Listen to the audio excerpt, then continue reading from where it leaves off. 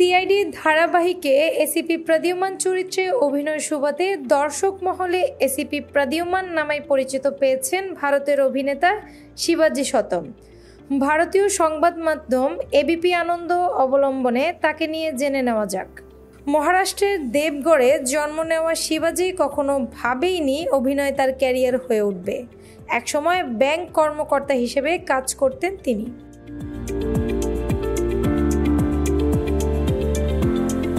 1980 সালে রিস্তে নাতে ধারাবাহিকের হাত ধরে ছোট পর্দায় পা রাখেন শিবাজি। বেশ কয়েকটি হিন্দি ও মারাঠি সিনেমা এবং ধারাবাহিকে কাজ করেছেন তিনি। 1998 সালে সিআইডি ধারাবাহিকে অভিনয় করেছেন তিনি। সেই বছরের 21 জানুয়ারি সিআইডি রিয়েলিটির সম্প্রচার শুরু হয়। 2018 সালের 27 অক্টোবর শেষবারের মতো রিয়েলিটিটি প্রচারিত হয়েছিল।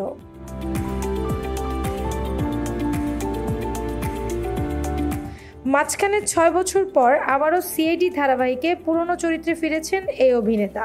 এরই মধ্যে চরিত্রটিকে বিদায়ও বলেছেন তিনি। প্রায় 27 বছর ধরে চরিত্রটি ধরে রেখেছিলেন শিবাজি। 90-এর দশকে জন্ম নেওয়া দর্শকের কাছে এসিপি প্রদ্যুম্ন তুমুল জনপ্রিয়। এই চরিত্রে প্রাণ দিয়ে শিবাজি সত্যমের নাম ছড়িয়েছে দর্শকের মুখে মুখে।